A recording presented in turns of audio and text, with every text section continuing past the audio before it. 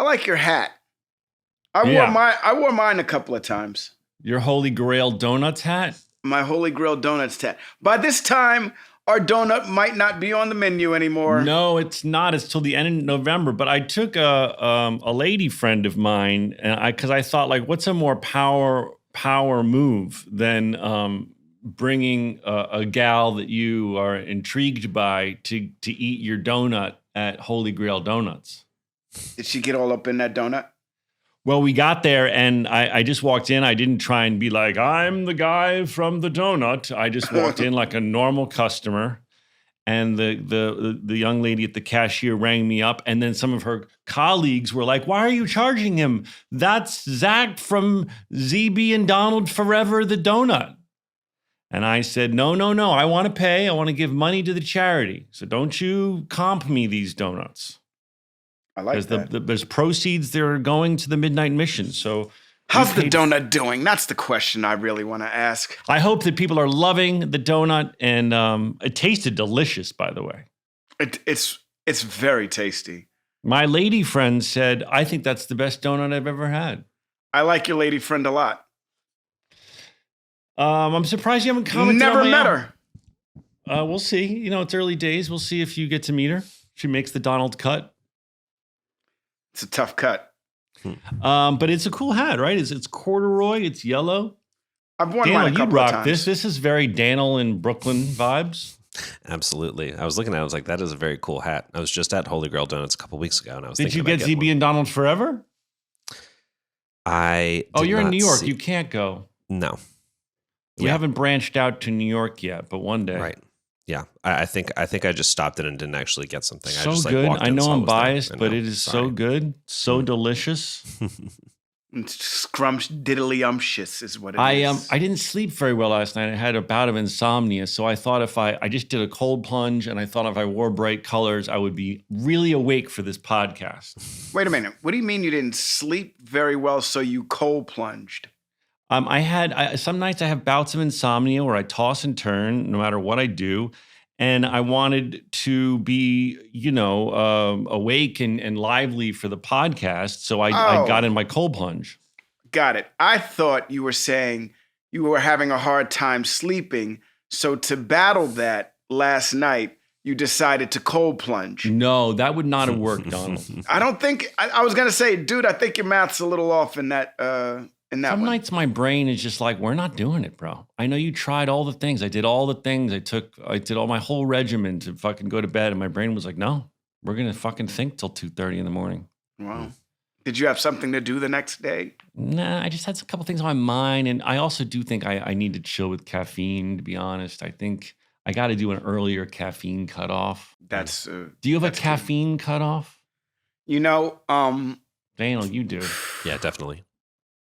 I'm learning as a 50-year-old man that the caffeine, I don't even think it wakes me up anymore. You know what I mean? It doesn't do. It's just an addiction. It feels nice. Yeah, that's what it is. You just like that little jitter that you get and the bowel movement that it causes. I think when we're on set, you and I both have many years of being like, oh shit, we're tired and we got to go be silly and wacky and fucking go crazy. And we both blast our bodies with caffeine. And that's fine on set. But when I'm home and it's just like, it'll be like 2:30 and I'm like, oh man, I'm going to make myself a big ass espresso, and I just don't need to be having it that late in the day. For me, I gotta stop at noon, I think. Ain't nothing wrong with an espresso at noon, but that's just me. I'm with you, but you don't suffer from something. But also, you smoke a lot of ganja. Does the ganja put you to bed? It keeps you up, actually. What happens is the ganja can knock you down. Oh yeah, maybe if you're not switching to the right, you're not switching to what do you call it? So indica. I smoke sativa, not indica, right? I like the feeling of I like the caffeine feeling of it, right? And what happens is I'll go to bed early, but I'll also wake up early. So if I go to bed I'll try to go down sometimes right when the kids go down. So sometimes the kids go down at 8:30. I'll try and be in bed at 9. And when I do shit like that, I'll wake up at 3:30, 4:30 in the morning. Whoa, that's ready really to early. go. Yeah, ready to go. To smoke some more weed usually.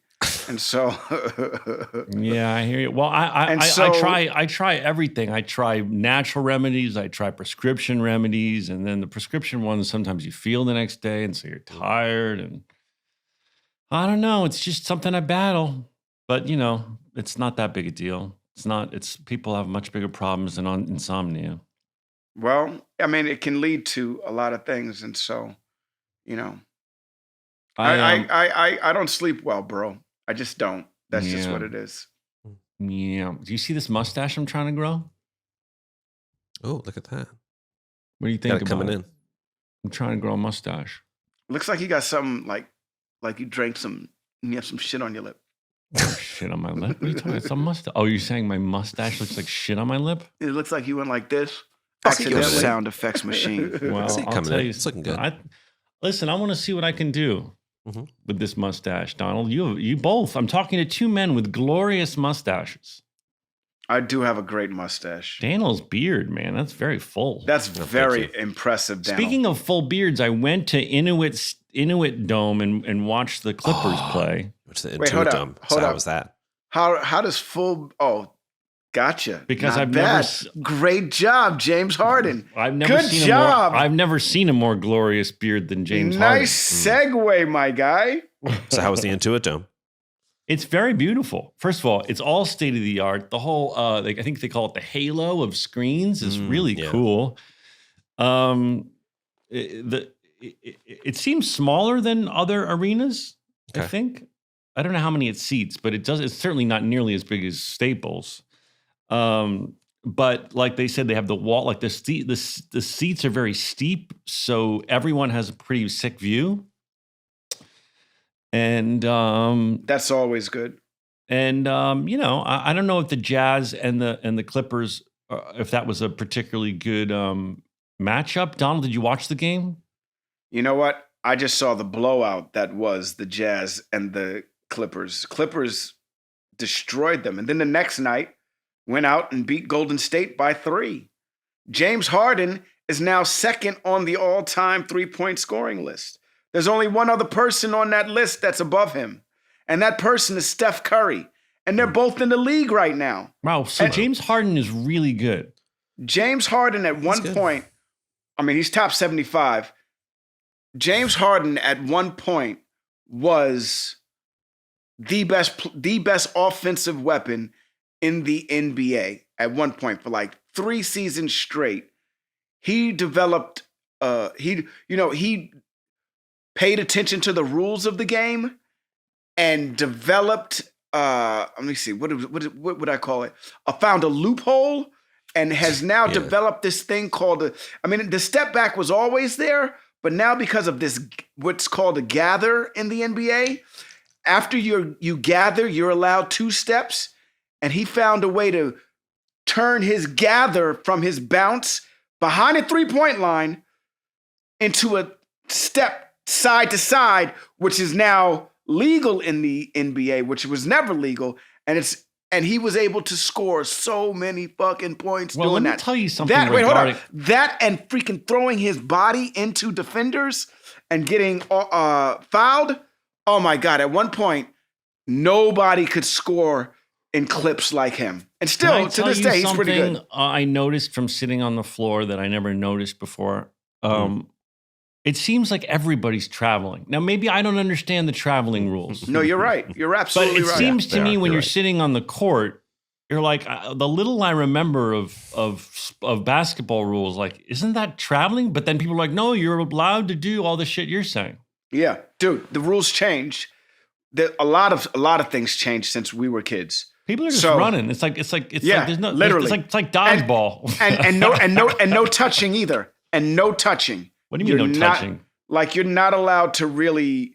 Back when we were kids, you could take your hand and put it in the back of a player or the No, they lower were back of a roughing it player. up. These guys were Let roughing me it up. finish. And you would be able to, if you were strong enough, you could control any player. Now, if you put your hands on somebody, it's a foul automatically, right? Right. And Just the body on. so, right. So you have to move your feet, you have to use your body, and they're still fouling each other, but refs don't call it they never called it back in the day, but it's a little bit softer than it was. I'm not saying it's soft. So you can, after you have the ball, you can take 2 full steps. No, after you have the ball, you're supposed to only be able to take a step after you've put the ball down to dribble. That's not happening. I'm telling everyone. Absolutely I'm not. here to report that's not what's happening. Absolutely not. Yeah. Absolutely not. And there actually was one traveling call, and I was like, you called that one, but not the 40 others I've seen? Yeah. That's very astute, Zach. Actually, that's very astute because basketball, that's the one complaint I do have with basketball. Giannis Antetokounmpo gets to run up and down the court like a deer and never put the ball down on the floor. Yeah. Speaking of astute, Zach, you were right. Crypto.com Arena, Staples, if you will, has a 20,000 person cap, and Intuit Dome has 18. So just a few and then more, I heard when they do concerts there, which they just opened, they remove a big chunk because of where they put the stage. Yeah. So it's even less.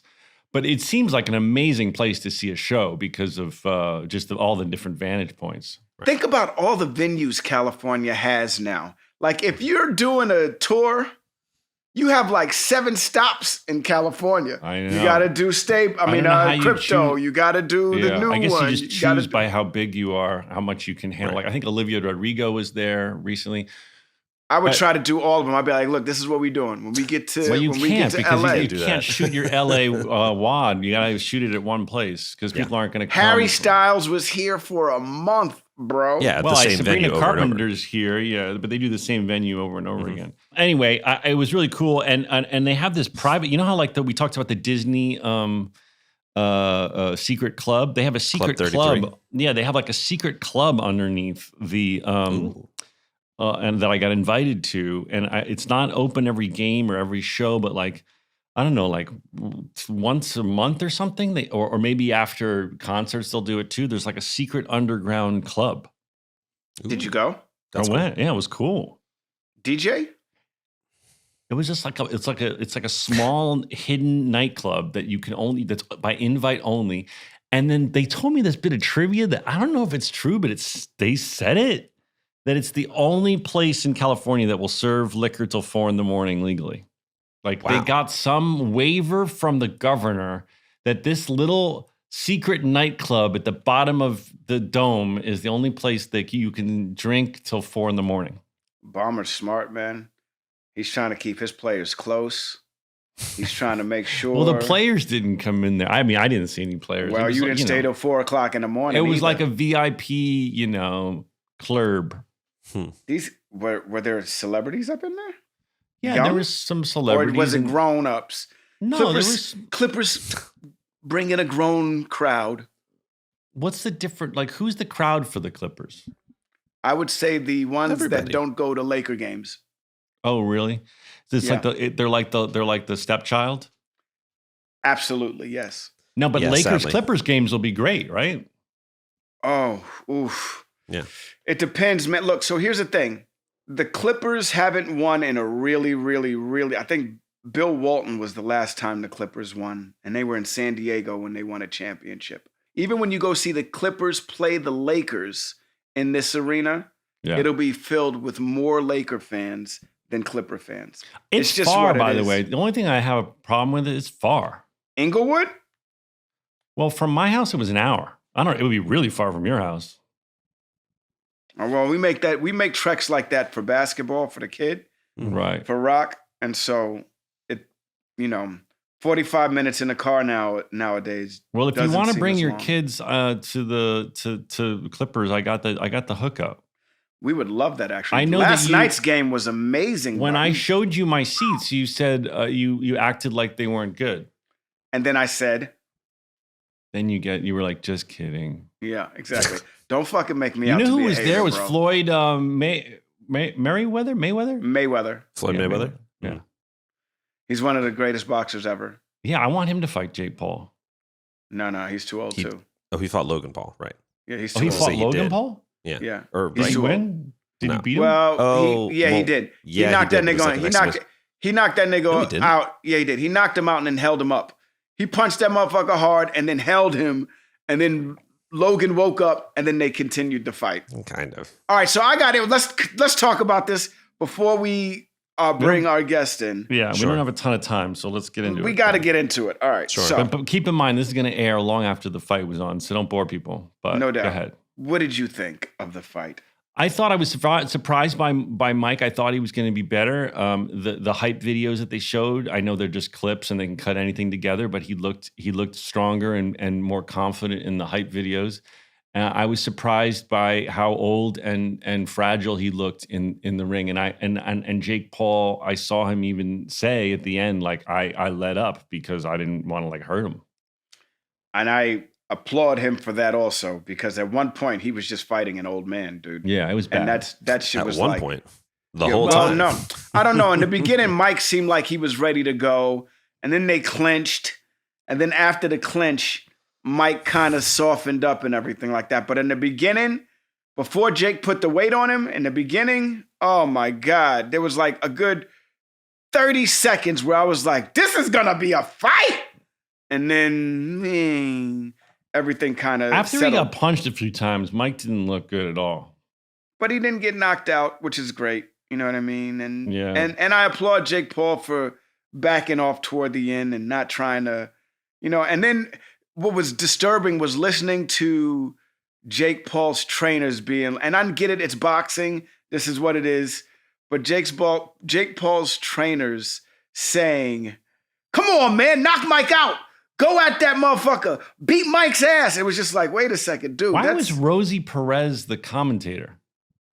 She's from Brooklyn. She knows about them hand pieces. I just didn't understand the connection. I mean, I love Rosie Perez. I didn't understand the connection. She know about a 2-piece and a biscuit. Did you? Could you get in there and fight? No. Okay.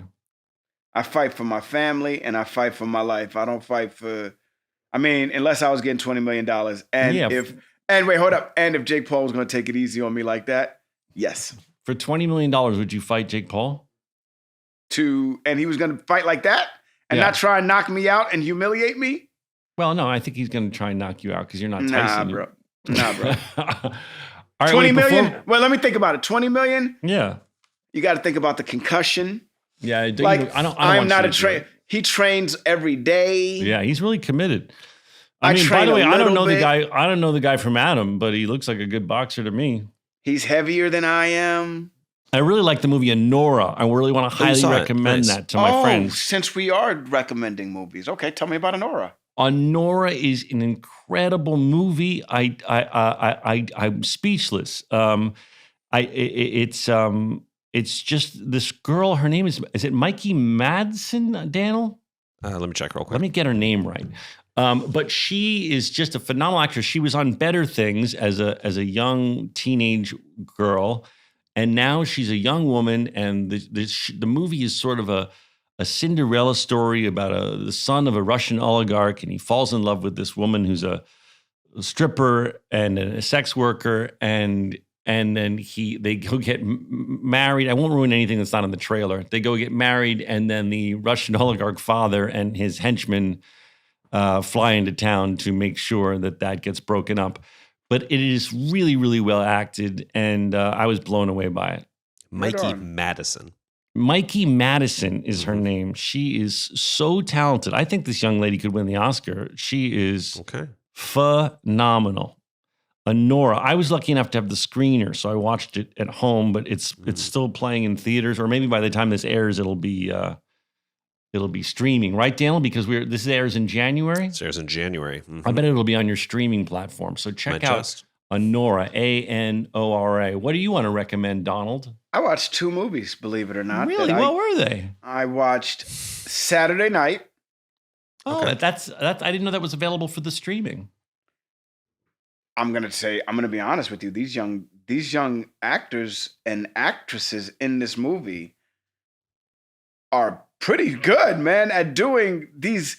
Look, man, it's very interesting to watch a movie and see somebody who can make you feel like, wow, that is Dan Aykroyd, or wow, that is Chevy Chase. Mm-hmm. Not necessarily, I don't know them personally, but my imagination of them or my interpretation of them from watching them, these young men and women did their thing, man. Like, It was very impressive.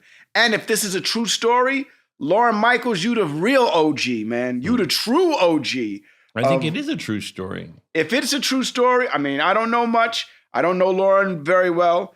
I've met him once. But, dude, you are a G, man. And way to believe in your cast and way to believe in your idea. And wow, dude. Wow. Right, I'm going to check that out. I can't believe you made it through a non-superhero movie. What's the other thing you watched?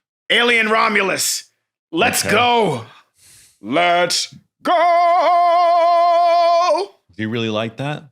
It was pretty good. All right. Reid Scott is here. What a career this guy's had. Dude, he works, yo. He works. A lot. He's got a lot of good stories. He's on Veep and Maisel, and he's often known for playing the jerk, but I've met him, and he's a lovely man. Donald, count us in for Reid Scott. 5, 6, Here's 7, some 8. stories about a show we made, about a bunch of docs and nurses and a janitor who loved to hate. I said, here's the stories that you all should know. So gather round to hear our Scrubs Rewatch show with Zach and Donald. There he is. Look at you. Look at you. You're so handsome. Are you home? Are you working? Thank you so Where much. are you? He's Reid Scott. He's always working. A guy He's gets probably more at work work than right now. anybody. This guy doesn't ever have a time off. I You're am. at I'm work in New right York now, right aren't now. you? I'm in New York. Reid, thanks for coming on, man. Donald and I both find you very entertaining. Thank you. Likewise. Dude, you work a lot. Can you help Donald and I get more I want to work? understand. I want to understand how this is possible, bro. Yes, it's not fair, Reid. And is this all an illusion? Like you work a lot in spurts, and all of a sudden do you ever have time off? That's the question. Yeah, I mean, I feel like any actor, you have the time off exactly when you don't want it. Yeah. So I don't want it now. Yeah, it comes and goes. I'm extremely grateful that at the moment I am busy, but look, like anybody, during COVID was rough and the strike was rough. And I have a family. I have a wife and 2 kids, so time off is certainly important to me. But I think, right now I like being busy. I wish I could be busier at home. I'll be honest with that. It's kind of a drag to always be on the road, but yeah. No, where are you based? I'm based in LA. Okay. Yeah. Reid, we had Tony Hale on the show because Donald and I both love Veep so much, and we're so interested in the process. And I'm sure you talked about this 1,000 times, but please indulge us. Sure. What was it like? Because when Donald and I made Scrubs, we would rehearse on the day, and we would find extra jokes, and we were allowed to improv and stuff. But the Veep process sounds like it was a little unique in that you guys made you would rehearse beforehand, and then some of those improvs would go into the script. How did that work? The best way to describe it, and I love pulling back the curtain on Veep, and so many people. It's really interesting that so many people are interested in the process of how we made Veep, which I gotta be honest, of all the other things I've done, no one's ever really given a shit about the process. Oh, we are, because we're actors and we love comedy. We're up in it, dude. Yeah, you know what I mean? And that was top-notch comedy. Yeah, and so funny. everybody on that show was really incredible and stuff like that. And the way it was shot too. And so we're just wondering, to get to this is why we're asking. Sorry. Oh, 100%. No, I love talking about it because it was so unique. Honestly, I think it's something that, you guys obviously know comedy well. So I think people that have an eye for comedy can see that something was very different about how we did Veep. And I think that's what sort of, naturally leads to that question. What was the process? Like the best and easiest way that I have found to describe it is it was a distillation process. And Armando Iannucci, absolute genius, just comedy genius. He ran our show like a laboratory, and he was Dr. Frankenstein, and we were all part of his experiment. And then it was really cool. Like he didn't really, there was a lot of respect, and he let us into the process in a way that actors don't usually get let into the writing process of a show like he let us in. But yeah, he would have us come to London for weeks before we would start shooting, some months before we were set to start shooting. And there would be scripts and some sort of sketches and some outlines of future episodes. And we would just rehearse. We would get it on its feet as quickly as possible, talking through it. We would rehearse it as written. And there'd be this sort of like phalanx of British writers on the outside of this like large conference room that we were in. And they're all like furiously like scribbling notes and typing away while we're doing it. And you're feeling very judged, at least in the early days. And we'd be encouraged to improvise a bit. And then we'd go away. We'd go out to dinner, go to sleep, come back the next day. And the writers during the night had rewritten the scripts. That's so cool. To incorporate the improv, or they'd cherry pick the fun stuff that we came up with on that previous day, and they would bake that into the next script, and then we would do it all again and again and again and again. And we would do this for sometimes 4, 5, 6, 7 scripts at a time. So that's so cool. I've never heard of another insane. TV show doing that. And I think with good reason, to be honest. It was hard. Well, but I mean, look at the results. Look at the results they got. And also, I think shows kind of do it, but it's a way more rushed project. So like 5 camera or 4 camera, we're going to write, we'll do the run through.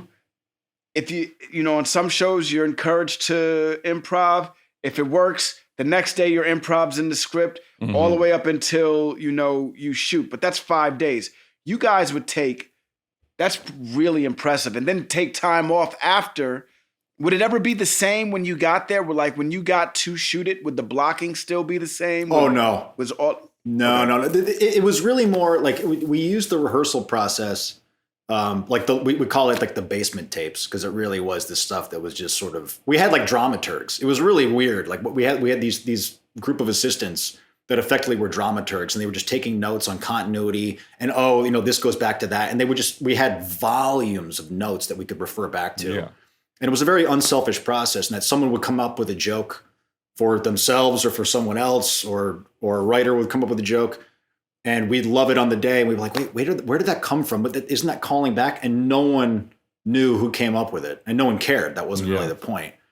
We would do it on Scrubs, but it was like the classic way in the moment. So it's like, okay, we get to blocking rehearsal where we do it as written, and then between the actors, some who improv more than others, and then Bill and the other writers, we would tweak it. Ooh, add that joke. Oh, that's funny. I'll improv this. Then we would do it. And then after we did it, and we would then we would start just riffing stuff. And Bill's big rule was just get it as written, and then you can fuck around.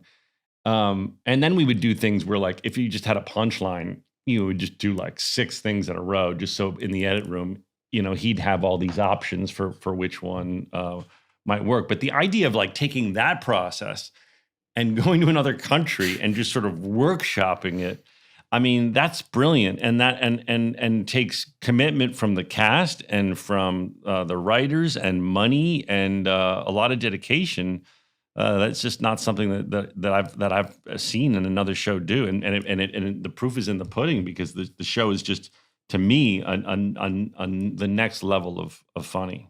There's no way you could come away from that not knowing who your character was. Oh, God, no. No, you're absolutely right. You felt a real custodianship over your character very early on. And to the writer's credit, and to Armando's credit, and then even, when Armando left the show after season 4, and David Mandel, from Seinfeld and from Curb, came in and sort of took over. They honored that process, and they sort of honored that relationship. And I remember specifically when David came aboard, he called us all individually and was like, your character. And he said this to everybody: you guys know your character better than any of these writers, because you've lived it. You've done this crazy process. So we want to hear from you. You guide us, you tell us what's inside, what's out of bounds. Tell us when we go too far, tell us when to pull it back in. And it was amazing to have that kind of input. But I got to say, I appreciate it more now in retrospect. At the time, I found it incredibly difficult. I really did.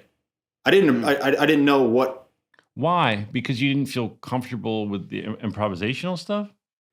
There was a little bit of that just because we were called upon so much to do so much improvising. And I have a background in improv, but I mean, when you're running alongside, Matt Walsh, Julia Louis-Dreyfus, Tony Hale, it's like, at least in the early days, I felt there was a lot of pressure to keep up and to always be like, how do I be funny? How do I pop these little one-liners off?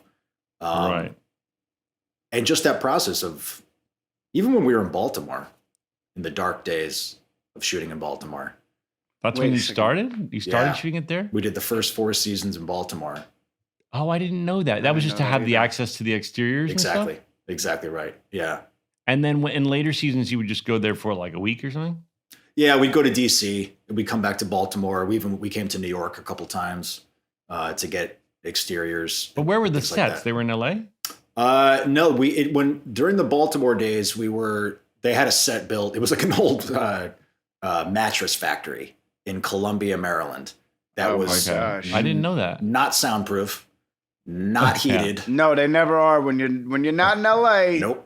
they always think we'll just find a warehouse, but then this doesn't really work. It's like, where's the bathroom? Oh, that's what we forgot. But also because we were there together, we were sequestered essentially in Baltimore, so there was nothing else to do on the weekends, so we rehearsed. So Saturdays and Sundays we'd all go into the studio and just like fuck around and like try to come up with holy shit new stuff. It really shows what's special, how special it was. You're such a good asshole. Do you find no, you play a prick so well. I wonder when people meet you who are fans. And even Maisel, which we'll get into, you were such a fucking asshole. Do you feel? Are people surprised when they meet you? Are they expecting you to be a jerk? I think maybe a little bit. I know I did a movie with David Wayne, who again, comedy genius. Who I really, I came up, high school and college watching The State was. The State and Upright Citizens Brigade were everything to me. I had never seen comedy like that before, and that really inspired me to try to be a part of it. So I worked with David Wayne on a movie that Matt Walsh produced, and we were shooting in France. And we showed up, and the first 2 days it was I wasn't shooting for a couple of days, but we're just sort of hanging out, and I got to know David. And he turned to me one day at breakfast, and he's like, "It's like a prosthetic." I was like, "Well, sorry, what?" He's like, your character in Veep, he's like, the way you put it on, in contrast to you, he's like, it's like a prosthetic. And I was like, thank you very much. I really appreciated that. Because it's not me. That's, Right, but that's an awesome compliment, man. It's like you really put this you had this nose and you were like, you know what, let me just. I loved it. And I loved it. Bill Lawrence is a big fan of yours. Did you guys ever work together? Did you read for Scrubs? I did. For JD? Yeah. It was. What was your process like? What happened? Oh, I got the part. It was great. No,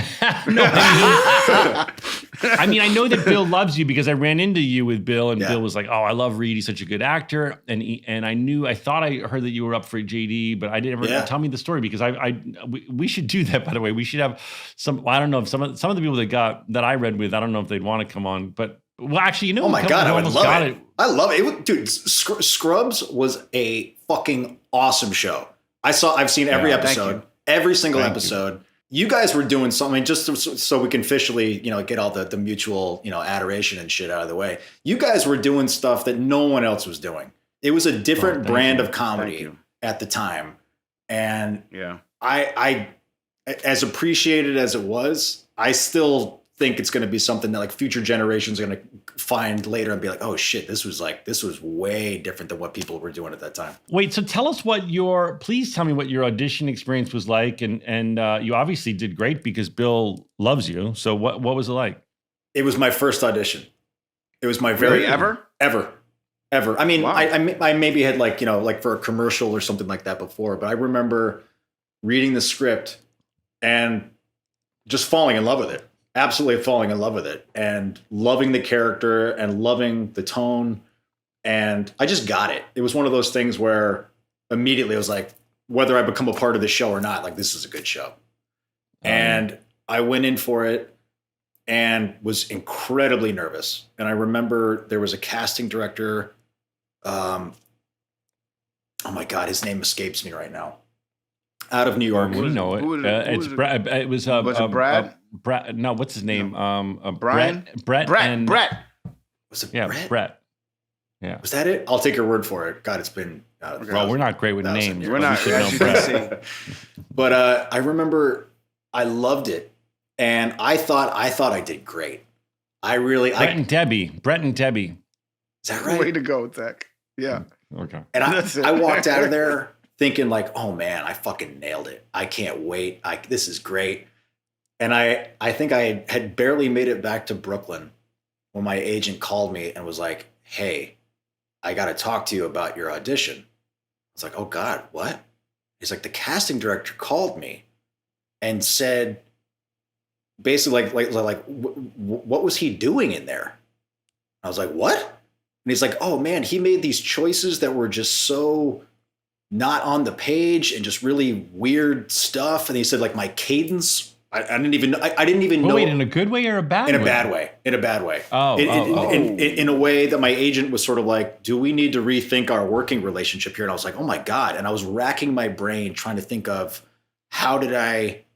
where did I go wrong? And so I kind of chalked it up in the moment, just like survival mode kicked in. And I was like, okay, I'm not the guy, obviously. That's fine. I feel good about the exercise. So moving on. And then I found out like, it was maybe 2 or 3 weeks later, the tape had like Bill had seen the tape, liked the tape, and it went on to the execs in LA. And they had considered testing me for it, but by then I had already committed to go test for something else. Oh, and it was like, it was this wonderful validation. I got to be honest. It was like, oh, thank God. I knew that I was doing something kind of right. All right, great. Yeah. And you know what, Reid? Not a lot of people got the show when we came out, man. You say you talk about how, how much you liked it. It wasn't necessarily well received. We were always on the bubble, always trying to figure out a way to get back on the network and stuff like that. Well, not we, but Bill was with our show, man. So, that surprises me. The fact that you got it is great, though. That's a lot of these shows point. Didn't pop until after. I mean, The Office wasn't. There's so many crazy stories about these shows that are so beloved, including Seinfeld, that weren't just genuine hits from the beginning. People really had to work them to keep it on. The Office was one of those too. That was a great time for comedy in general, though. That was really like our group was dope, yo. Our group, us, you, The Office, Arrested Development. Oh man, all of it. That time, like the group, that group, that was a really good time for comedy. That was a really good time, and it was different too. It was just a different kind of comedy that was coming out, which is really cool. I'm sorry to ask you the question that's so obvious that we get asked all the time, but since ours is looking like it's actually going to happen in a little bit. Is there any chance of any sort of revival of Veep? I mean, is there any world where you all get back together for some? It could even be for like a movie or something. We've talked about it. We have. I think. I feel pretty confident. I could speak for everyone and say that we would all, if the opportunity arose in the right way, everybody would be in because we love each other. We're still all very close. We do a lot of charity stuff together. In fact, we were raising some money for around the election. We're doing an event for Wisconsin, and our man. How'd that wind up? Yeah, how'd that work out for you guys? How'd that work out for you guys? We blew it.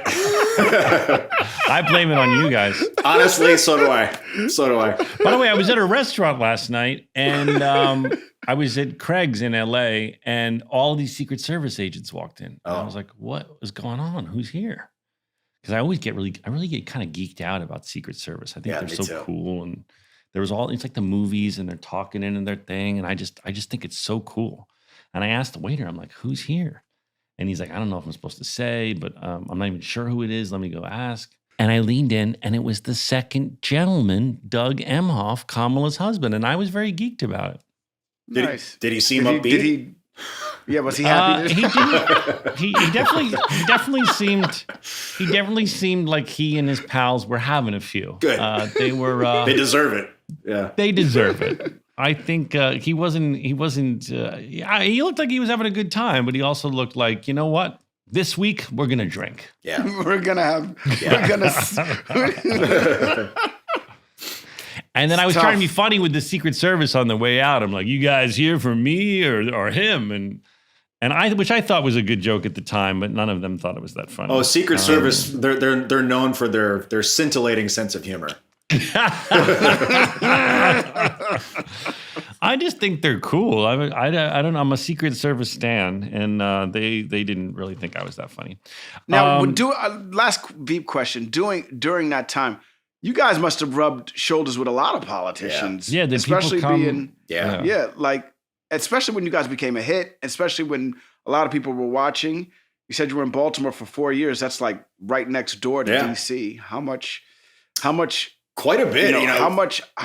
And are you ever thinking about politics now? Because I'd be lying if I said that it doesn't cross my mind because look, I don't pretend to be an expert on politics based on a show that I worked on, but I did get, I really got a front row seat or a backstage seat rather. And that was because, HBO had so much influence in that sphere, especially at that time via Richard Plepler, who ran HBO at the time. He was a big DC mover and shaker, and Frank Rich, who was one of our executive producers, wrote for the Washington Post and was, huge influence in DC.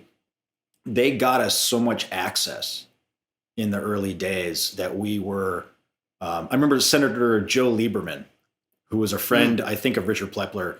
He just opened up his office to us, and we just came, and we were just like, the entire cast, we were just all over his office, grilling everybody. Tony and Tim and Matt and I would meet staffers all over Capitol Hill and take them out. Did you get to go to the White House ever? We got to go to the Eisenhower next door. Actually, no, I'm sorry. We did. No, we went to the White House. That's right. Yeah, they snuck us in and gave us like a quick sort of like mad dash tour through the whole thing. That's cool.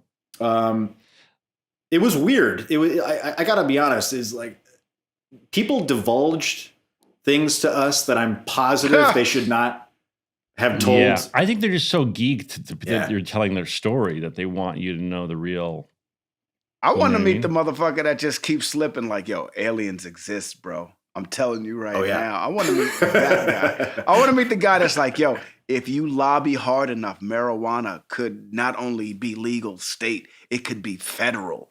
Like, I want to meet that guy. I want to meet the guy that's like, yo, look, if you really want to get better health care, this is what we need to do. And it'd be viable. And me be like, I want to meet these people. I want to meet the guy that's like, infrastructure. I get it. California, we need it. I want to meet these people. Man, I hope they still exist. I got to be honest. It feels like, I make no pretense about it. I come down on the left side of things for sure. But I think both sides have, everything is so fractured and so muddy and so overly complicated. It's, I think we've got a lot of work to do to clear some shit out so that people, like you mentioned, Donald, because they're out there. They are absolutely out there and they're willing to do the work. But I think a lot of them, there's this sort of general sense of apathy of sort of like, oh, it's such a Sisyphean task that no one wants to take it on.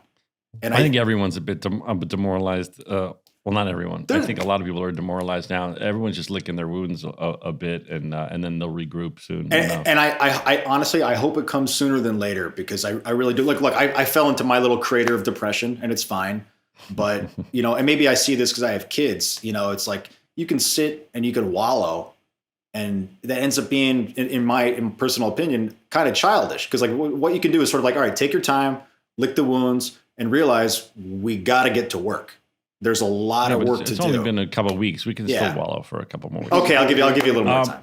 Let's talk about Mrs. Maisel. Donald, I'm just going to be clear. I can't imagine you've ever seen an episode of Mrs. Maisel because I've watched the first season of Really? Maisel. Yeah. I never would have guessed that you would like that show. Are you serious? Well, just because, I know what you like. And there's never a moment where anyone fires a laser at someone or flies. It's a lot of good stand-up comedy. I was really impressed with the fact that this young lady could do stand-up comedy like that. She's amazing. Let's just get into it. I was very impressed with that. Yeah. I really love the show. I was late to it because when I first started, to be honest, it reminded me so much of just so many people I grew up with. And, I grew up East Coast Jewish family, and there was a lot of it was just like, okay, I don't know, this is funny, but it's just too close to home.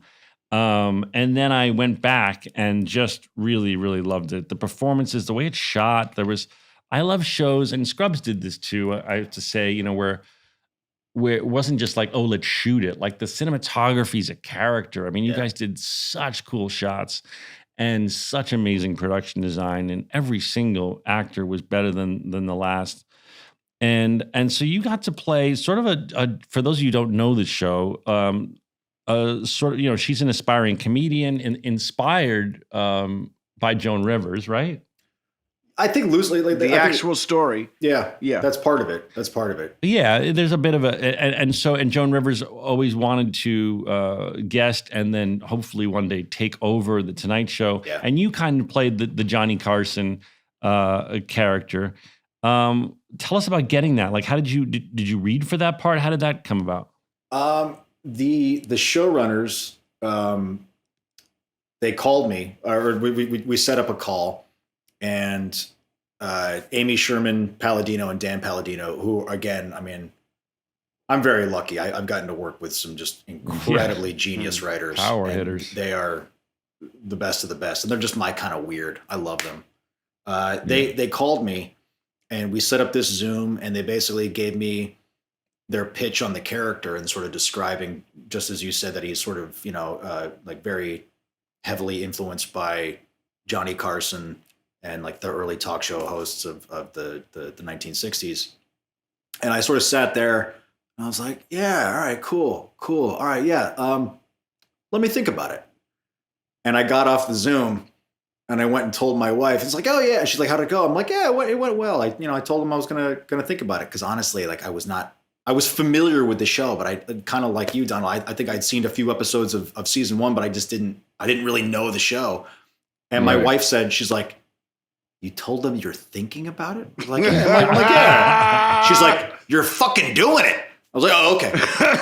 Because she was a huge fan of the show. So she sort of crash coursed me through the first 3 seasons, and I was blown away. I was like, oh my God, this writing is phenomenal. The writing was amazing. It was music. And what I loved about it, it was beautiful. Yeah. And then all of a sudden, not only would the writing be amazing, but then they do like this most epic oneer of a shot. And you'd be like, oh my God, they must have spent 3 days planning that and shooting that. And I love the care they took in shooting it, because you could have just said, here are the pretty costumes, here are the pretty sets, and here's great writing. But it was so beyond that. There was such a dance and a choreography to the way the actors moved throughout the sets and the way the camera interacted with them. And there were times when I can't think of so many shows where I would like replay a oneer and be like, how the hell did they do that? And that's Amy. Honestly, that comes from Amy Sherman Palladino. She, she and Daniel, they did, Gilmore Girls. I think everyone sort of knew them for Gilmore Girls before that. But before that, Amy was a choreographer for like decades. So dance, you can tell, and movement and music are so huge for her. That's why honestly, I had a little trouble the first couple weeks on set because, coming from Veep, I basically, we were improvising so much. We never hit a mark. We never did it the same way twice. And then showing up to set for Maisel, where it's like, oh no, you don't change a word. You don't change an utterance. Oh, really? That's the rule. Yeah, it was very sort of, Aaron Sorkin-ish in that way, in that like it's written this way. because it's all been meticulously crafted. And then you realize once you start to say it, it's like, oh, it can't be said any other way. It's perfect the way it is. But she would have built in, especially when she directed, every cinematic move of the camera was tied in perfectly to the timing of certain words. Like she saw the whole show in an extra dimension that like people just don't really, most people don't have that ability. It's really incredible. It's cool hearing that. It's cool hearing that story because for me, it really showed. There was so much elegance to it. The scenes just felt like dances. I loved it. I like that she was a choreographer before. Yeah. Because then it really makes you feel like, so she did direct the scene. She did. You know what I mean? She did. She was a part of it. Usually, you know how it is. The background is usually ran by the second AD or third AD, okay, now you, and you know what I mean? And to think that much care went into it. And also with cinematography too, to capture the busyness. That was the one thing I would say about that show that I really liked. It definitely felt busy. Oh yeah. When you were in a nightclub, it felt like you were in a nightclub. When you were at the parties, like when she was doing all of the stand up at the parties with her buddy and they're going back and forth, you felt like you were at a party. The crosses felt like that. The music that was playing in the background, it's just really well done. And when it won all of those awards, I was like, fuck, of course it should win all of the awards. Yeah, but then you know how it goes. After a while, you're like, Monk, Tony, I can't watch you anymore, bro. You win everything. Yeah. You're gonna win it anyway. Yeah, you know what Tony. I mean? The second they hit record on Tony, he wins an award. He's amazing. Right. He's amazing. He is amazing. Fucking G. He's the guy, man. Oh yeah. Man. And then did you talk? Like, how did you meet any talk show hosts, or who'd you get to meet to like research? I've gotten to be friendly with Stephen Colbert over the years because he was a massive. That's cool. That's a great one. Oh yeah, he loved the show. I take it because he was a huge Veep fan. He would come to our like Veep like rap parties. He would just show up, and like, who's gonna say no to Stephen? It's like he was just always around. He just wanted to be around. He was great, and he and Matt Walsh, they went way back through early New York comedy days, UCB, and then Daily Show and all that. So. He was a real welcome guest. So I reached out to him when I accepted the role and said, hey, I would love to pick your brain. And we had a Zoom, and he basically said like hey man, I'm happy to talk, but I don't really know what to tell you. Like what do you want from me? Basically. And so like, look, I'm not after how do I be a talk show host behind the desk. It's like, I'll figure that out. What I'm more interested in is how you change from, all the masks you wear during your job, right? Like you have your home life, then you have the showrunner, because essentially the talk show host is the showrunner. You have your showrunner persona, then you have your writer persona. You've got your businessman persona, because at that time they were all so, and they still are, such a part of the fabric of the network. They're worried about advertising. They're worried about time, all this stuff. Then you have your persona that you have behind the desk. And then you have, the rest of your personal life. And it's sort of like, and you have to shift through all of those masks every single day. What's that like? And I saw Stephen, his eyes kind of lit up. And I realized no one had ever asked him that question before. And he said, oh, well, here we go. And we talked for like 4 hours. And at the end of which he's like, who you really need to talk to? You need to talk to Dick Cavett. I was like, oh yeah, sure. I'll call up Dick Cavett. He's like, no, hold on a second. He calls Dick Cavett. Wow. Gets Dick Cavett to join the Zoom. Oh my God. So I'm on a 3-way Zoom with Stephen Colbert and Dick Cavett. Cool. And I was like, I'm like, my parents are finally proud of me. Like I've right on, yeah, they were. I've really made it. And what did Dick Cavett say? Did he add like a new insight? Oh yeah, I mean, Dick's he's a legend, and he's getting on in years. So we spent a lot of time just sort of hearing stories, which was great. Yeah. Because I would sort of keep an ear out for like, oh, that's a fun little thing, and knowing that I don't really have the juice at Maisel the way I might have at Veep to sort of put any of this stuff in there, but I was just taking copious notes. And then I would get there and be like, you know what, Dick told me these funny little stories. I wonder if there's a way to sort of wedge it in there. And we found a couple here and there. But really what he impressed upon me was just the size of the role of a late night talk show host from that era. It was unlike anything else in television. And I mean, you can count on two hands the number of late night talk show hosts that really have mattered, that have really made a difference. Well, he's definitely one of them. Man. He's way up there. For sure. Like, it's him, Johnny Carson. Yeah. Those are from my era, 74.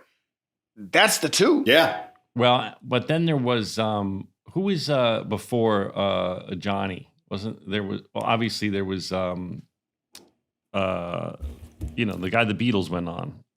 Ed Sullivan. Ed Sullivan. Ed Sullivan. Yeah. But I wasn't around for that. No, I'm just saying throughout history, like the big Merv Griffin. Right. And they were all doing something similar, but really, I mean, Johnny was the guy. Right. Dick is certainly in that conversation because he was. I was about to say he had some. I mean, his guests and the way he was interacting with guests back then were really cool. And he was the thinking man's really good. Host, and he was kind of and of course Letterman. We can't Letterman. Early Letterman. Well, I mean that was revolutionary though, man. Like he turned it. There was those guys. Then Letterman came, and I remember late night. I remember that. I remember staying up late to watch him. You know what I mean? Same. And then who came on after him back in the day? Conan. Remember that? Yeah. It's amazing because that used to be the shit. If you look back, like Jack Parr, I think is also another legend who deserves to be mentioned. He was doing stuff with comedy that no one was doing until early Letterman came back and was sort of like reinventing. People get, Letterman deserves all that credit, but he was almost sort of picking up where Jack Parr left off. And then I think Conan was sort of in that same conversation. And you sort of, like, to me, that lineage is so clear, like Jack Parr to David Letterman to Conan O'Brien. And that's why they all deserve to be in that same conversation. But the pressure that was put on these guys to deliver, like they were the network. It was them in the news. They were the real faces of the network. All the other shows were entertaining and people loved the characters and loved the actors. But when you turned on NBC, you were watching Johnny Carson. This was Johnny Carson's network. It was his network. Yeah.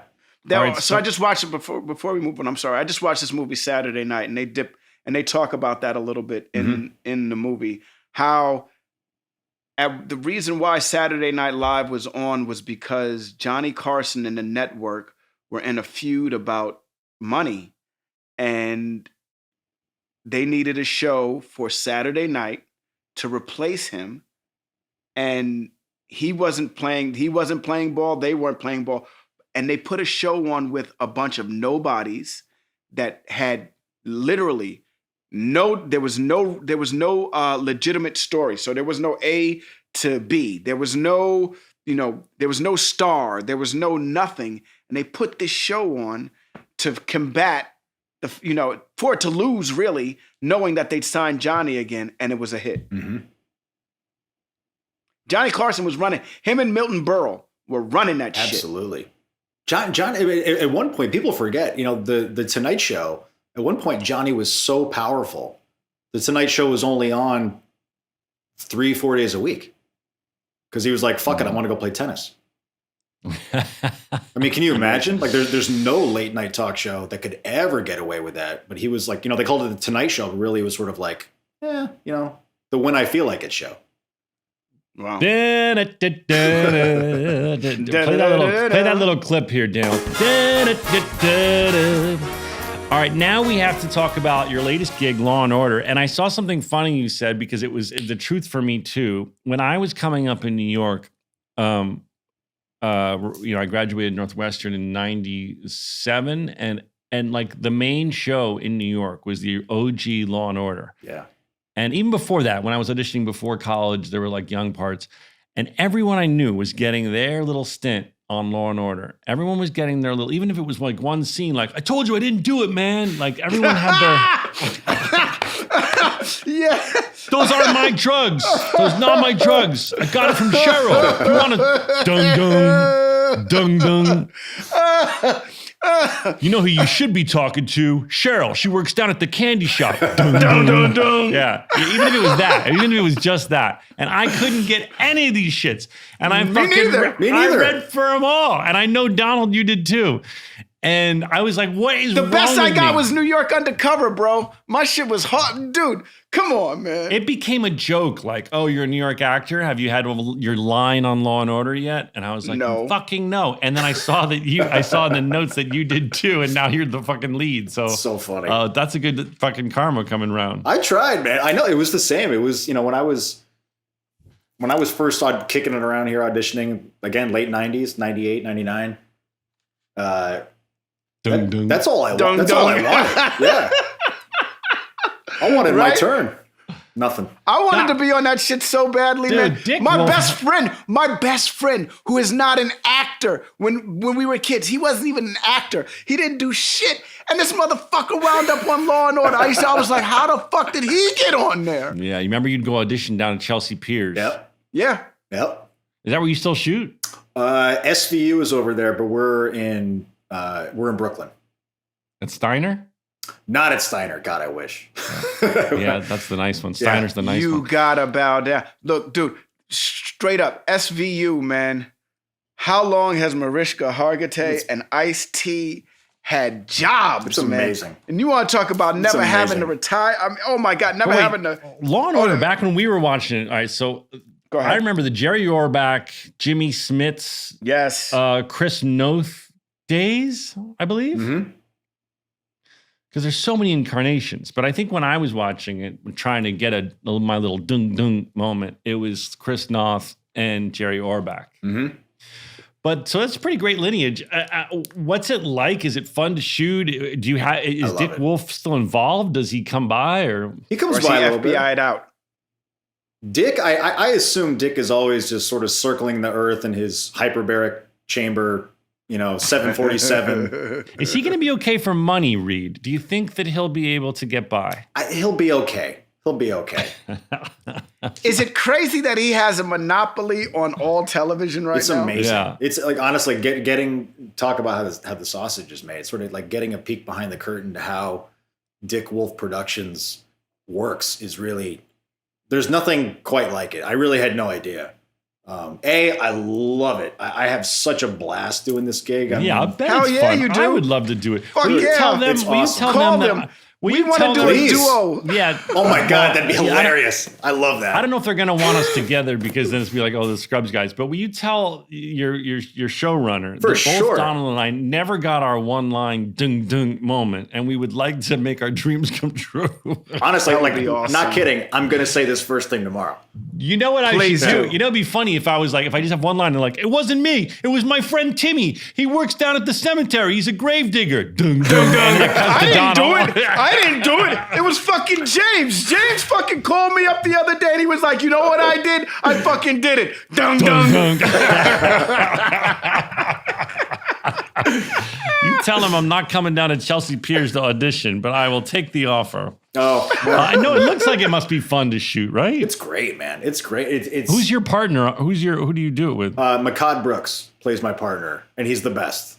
He's just You working with Makad. I love Makad, man. he's so wow. fun. Like, Congrats to both of you. He and I, we work so well together, I think, because we get what the job is, and we respect it. We both, kind of like you guys, we came up on this job. So we sort of feel, again, that sort of custodianship over it. Yeah. But we also it's an honor to be a part of that show. Dude, People just love it. Like it's fucking infallible. We're two grown men in our late 40s running around New York with a gun and a badge and a snarky bad attitude. And, we get to do all this fun Orbachian shit. It's like, it's the best. Yeah. It's really great. I would love to do that. I would love to just be a cop. So you guys are the law side. Who's the order side? Who's the order side is my buddy Hugh Dancy, and Odelia Halavi, and now Tony Goldwyn. oh wow! And speaking of people Tony's who awesome. never had a day off in the last 40 years. Jesus, If Tony he's not Goldwyn. directing, he's acting. I know. No, Tony. He's I everywhere. love Tony so much, but I'm like, dude, it's okay to take a day off, Tony. It's okay to not work today. When he's not working, he's doing political action. He's an amazing. He's the real deal, Tony Goldwyn. We love Tony. I love him very much. He's the nicest guy, and he has abs. A lot of women have a crush on Tony, and you'll be happy to know that he has abs. Still, yes, because he rows. He does the rower. Oh, he's a rower. Yeah, he's one of those guys with the rower in his house. Are you a rower? Reid, has Tony got you into rowing? Not yet. No. I was going to say, that's always cool, man. It's like you get to go into work, you get to act, and then at the end of the day, you get to run around with guns too. So you get to do all of the things that you wanted to do. I was just thinking about that. I was like, you know what would be a lot of fun actually? Doing a procedural. That would actually be a lot of fun if I'm a cop. Because I'll come in, I'll do the work. We'll do the work. Let's do the work. Now let's go fucking run around with cars. Let's do stunt shit. It's great. Let's drive around and shoot guns in Central Park. I think it'd be funny if you and I did a Law and Order spoof. That's what we want to do too. Makad and I, absolutely. It's so ripe for it. I think it would be genius. Donald, I feel like we'd have more fun. We'd be able to have our cake and eat it too, where we could still do the shit. But it was a spoof. It was like a Naked Gun spoof of Law and Order. We need to get Dick Wolf on board for this. Dick Wolf, are you ready to spoof your work? I heard Dick Wolf is a huge fan. Dick Wolf listens to the podcast. Of Fake Doctors, Real Friends. I mean, Dick, I know you have your. I think this is perfect for like a sort of like Law and Order multiverse too. You know, it's sort of like Zach, if you're playing my character, and Donald, if you're playing Makad's character, it's like somehow we just have to go down the wrong alley in New York, and we come out the other side into another dimension, and it's you guys. But it's the comedy. Except when we do ours, version. When we do our spoof, every time you hear the dung dung, it's going to reveal that I'm playing it on a synthesizer. You got a little mini synthesizer that you walk around with you everywhere. Yeah. Dung, dung. Remember that little Casio one where you could like record? Yeah, I have that. Yes. And you're like, why do you always do that? I'm like, well, it's just how I like to end scenes. Punctuation. What is the scene? We're fucking standing here in front of an investigation, dude. Dung dung. All right, man. Well, thank you for coming on. You're so talented, and I'm so grateful for your time. And everybody, check out Law and Order. When do you guys come on? When do you air? When is it on? We're Thursdays, 8 p.m. And we'll be on hopefully for the next 1,000 years. Yeah, you will be. Right. Wait, so you shoot in New York, but your family's in LA? My family's in LA. Travel it's a tough lot, because bro. your kids are in school. Could you come back for weekends and stuff? How do you do it? Yeah, they're wonderful about it. It's all been very humane. Like they carve out nice big, 4 or 5, 6 day weekends for me when they can. I get to go back a lot. My family comes here. I'm from upstate. I've lived in New York since I was a teenager, so this is a bit of a homecoming. And getting to this show, I've gotten to know New York City on a level that I never thought was possible because of the places that we get to shoot on this show. It's like we are everywhere. And so it really has gotten me to fall in love with New York again. But the travel is a bit of a grind. But I was about to say, getting through that city. Woo. Yeah. No, I think he's talking about the LA New York commute, right? All of it. No, I'm talking all about of it. Dude, you ever filmed in New York? Have you filmed in New York in the last 5 years? Yeah, 6 years? I filmed in New York. Right. Face. So you know. Do you want me to throw something? Although for a good person, we couldn't shoot. We had to shoot Jersey City for New York because of the tax rebate. We weren't allowed to shoot in New York. Yeah. It's the hardest place to get around, Manhattan. It's tough. It's so hard to get around. Yeah, it's tricky. And then when people see the film shoot, they're so stoked. So then it becomes really kind of tricky to shoot because people gather and you get a lot of crowds. All the locals are so over film crews. So they're like, get the fuck off my street, assholes. Why do they all sound like Edith Bunker? If I see Sarah Jessica Parker strutting up my street one more time, I'm going to get a blow dart gun. All right, Reid, you're the best, man. Thank you for your time. Guys. Thank you so much. Yeah. Reid Scott, everybody. Now I want to be on Law and Order. I'm jealous. Well, you know what? I was thinking about that earlier today. When I say that, my wife was like, were you thinking about it or were you thinking about it earlier just now? I was thinking about it earlier today, and that would be kind of an ideal job right now. Like if Scrubs doesn't do this reboot, it would be nice to be on something like Law and Order or Law and Order SVU or something, something of that nature where you get to run around and play fireman or you get to run around and play, FBI. That's fun.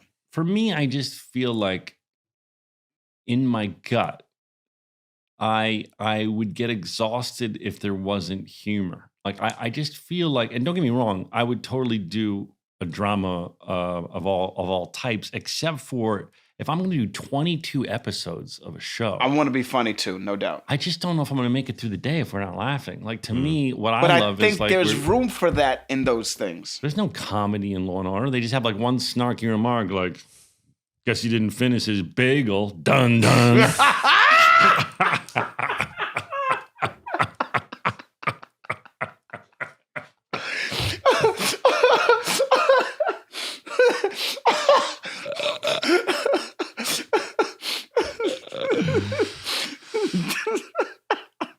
So, but yeah, what a great guy. And he's so talented and he keeps working. And we always admire these people that just keep on working and working and working. He's a handsome dude, man. That's also what it boils down to. Oh, you're saying it's just because he's handsome? No, he's a very talented actor. He's a talented man. And he's very, very, very, very funny. But he also has something called handsome on his side. And in this town, from what I understand, handsome is a big deal. Handsome helps. He plays such a good dick, though. Oh my God, was he such a the worst jerk on Veep? Worse than Bradley Cooper in Wedding Crashers? I don't really remember. Probably not. Bradley Cooper is the worst dick that I've ever seen in my life in Wedding Crashers. Yeah. But you know what, Reid? You're a pretty good dick, too. Reid, you're a great dick. You're such a good dick, Reid. You're such a nice dick. You have been gone for a while. By the way, I was feeling sort of lonesome and depressed the other day, I have to admit. And what? No. I was feeling down the dumps. I was really feeling my feelings.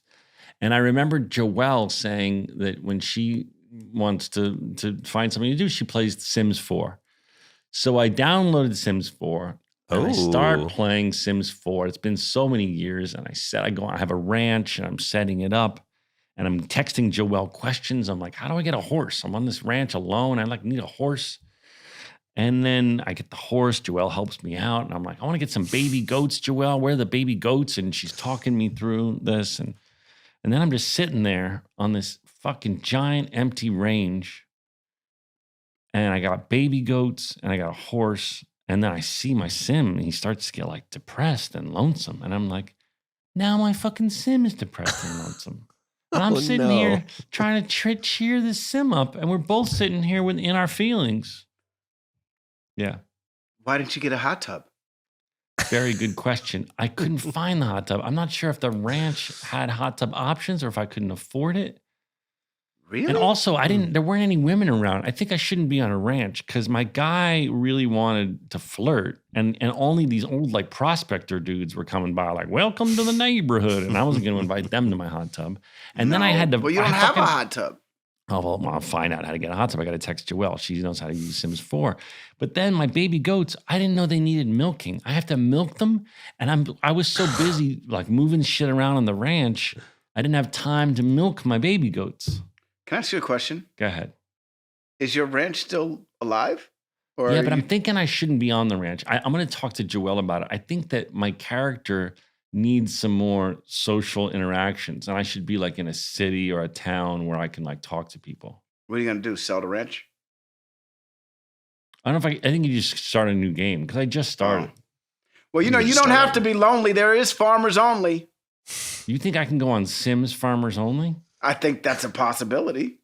There's a bar in town that my character hasn't gone to. Maybe I should go in there and try and go find to the fucking bar. You'll find a girl at the bar. All right, but I have so much to do on the farm, and I'm supposed to milk these goats, and I wanted to adopt a horse, but while I was trying to take care of this adopted horse, my character started looking sad, and I'm like, oh shit, why is he so sad? And I clicked on it. It's because the baby goats were fucking ramming his shins because I hadn't trained them. You're supposed to train the goats? You're supposed to, what do you call it? Pet them and domesticate them or whatever you call it. Got it. So there's a lot to do. And the whole time I'm thinking, this isn't cheering me up. This is making me more depressed. I'm sorry, Zach. It's all right. You know what you should play? Play fucking Red Dead Redemption 2. That'll cheer you up real quick. Well, for that, go get some bounties. Isn't that about a guy alone? Well, yes. No. Yeah, he is alone, but guess what he finds on his lonesome trips? What? Jewels. Is he allowed to pick up women and like bring them on adventures? You could beat the crap out of anybody in the game. Oh, but you don't meet cowgirls? You do. No, you'd meet people, but you don't meet them and have relationships. Is it like Leisure Suit Larry? And then it's not. That's what you should play. It exists still. No, it doesn't. I bet you could find it if you go to your App Store. There's not like a new incarnation of Leisure Type Suit. it in, watch what happens, dude. There's not App a new Store. one. But No, I'm sure App you can Store. find an old one. App Store. Why are you yelling App Store? Because I want you to do it right now. Leisure Suit Larry. No, I don't want to. I'm going to do it just because you did this. Right. I want you to know this is your fault. But I don't want to go play a game about a guy in a leisure suit. I just want to I want to play The Sims. I'm liking it, but I think I should be in a town where I can socialize. Look at the that. ranch is just me and this. Look at this. I got an adopted pony that's skittish. I got 2 baby goats that need to be milked. Dude, there's Leisure Suit Larry. Wet dreams don't dry. Come on, baby. That's the title. Wet dreams don't die. No, wet dreams don't dry. What dreams don't dry? What year did it come out? Wet dreams don't dry. Wet dreams don't dry. What year did it come out? I don't know. It's let me hold up. I want to see how old it is. Daniel's saying there's not. That's an old recent one. game. I'm sure it's a re-release that they released for Apple. I don't think in 2024 you can make a Leisure Suit Larry game. Why? Well, bullshit. Bullshit. Oh, you can. It's just Are there not, games out there? Bullshit? Are there games out there, Daniel, that are sexual? Oh, yes. 2019. Oh, yes. Oh, it's 2019. All right, so it's 5 years old. There's a whole. There's Like what, Daniel? Like what's a game where you're like where you're like where there's a lot of intercourse? I mean, there are these like simulation type games where you're like literally like fucking stuff. Oh, they're really? They're out there. Oh yeah, they're out there. Stuff. They're just like what do you mean stuff. You can like Well, fuck you a literally, you know what I mean. fuck a melon, like a cantaloupe. Does it I come? mean- Is there like a weird kind of controller, like shaped like a woman's body? That No. It's just put it's your probably stuff just. in? But your you can keyboard or choose whatever. different things to fuck. Yes. Okay. Look, I don't have a lot of Are experience we with these games weird? personally. I just know that they're there. You can Are look we on. weird to ask you to look up said Look up games? one of these Yeah, games can you for put those in the chat? I'm going to do it on my other computer. I'll say that. Just put those on the chat. Did I ever tell you the story about how I was playing a game on my year 1995 computer in my college dorm? My roommate walked in while I was having sex with the game. With Leisure Suit Hot. Larry? No, it was this game where the idea. Sorry, audience, if I told this story, but You the haven't. idea- I've never heard of this. the idea was like you moved your mouse and you were trying to have the woman have an orgasm, and you know the what do you call it, the gauge would go into yellow, and then when she was close she was gonna, and I'm just sitting there with your mouse and I'm just doing my best, and I had a born again Christian roommate, and he just swung open the door with his born again Christian girlfriend. He was coming to like show her like, and this is my dorm room. And I was out of a movie. Like I couldn't turn it off. I couldn't find I couldn't escape. And the girls on the computer like, and I've got the mouse going as fast as I can. And I'm just really trying to get this fucking thing off. And Oh my god! and he took one look and he was so embarrassed. He's like, we'll come back later. And then he's like slammed the door. And it was so embarrassing. Did you apologize or you guys never spoke of it? I think it was so embarrassing that I never was like, hey, sorry, I was playing that sex game when you brought your gal by. Eesh. Yeah. So it goes. But it was fun. The game was Daniel, fun. is there anything you want to share about twitching? What? He doesn't Twitch anymore. What do you mean? He doesn't What Twitch was I anymore. doing anything weird sexually on Twitch ever? I was not. Weirdest thing I ever did was mukbang, and that was weird. That sounds just mukbang alone. My Weird kids word. my kids know all of it. I mean, you know, Your when kids you're watch mukbang? No, but when you're the kids these days know more about what is considered pleasurable for the ears, and you know what I mean? Mukbanging is an ear thing. It's an ASMR thing. I didn't know what that shit was. For people who are into it, some people find it gross. Right. And so I was wondering like why I kept watching all of these recipe videos and stuff like that. And my kid looked at me and said, "Dad, it's ASMR." you're freaking Oh, intrigued you by like the sound of it. and this is my 11-year-old kid telling me this. And I was like, oh, got it. What are you going to do the rest of your day? Are you going to go back to building Tatooine? It's not Tatooine. It's a planet that is very much like Tatooine. Are you going to go not back to building the planet that's very much like Tatooine? Yeah, I got about an hour, and then I'm going to go pick up the kids. I'm going to take my kid to his workout, and then bring him home, feed him. We just finished Stranger Things. Listen, parents, if you are a father of an 11-year-old boy and a 9-year-old girl, I do not recommend Stranger Things for them. Because they're all scared. My daughter was not, but my son slept. My 11-year-old, he's going to be so embarrassed by this, but he slept in the same bed as us last night. Because of monsters? That's sweet. Because he was so afraid. That was his explanation. I was like, boy, go back in your bed. Get back in your bed.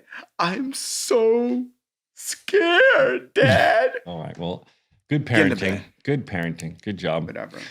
All right, everybody. We love you. Thanks for tuning in and listening to us. We'll talk to you next time. Donald. 5, 6, Here's 7, 8. some stories about a show we made about a bunch of docs and nurses and a janitor.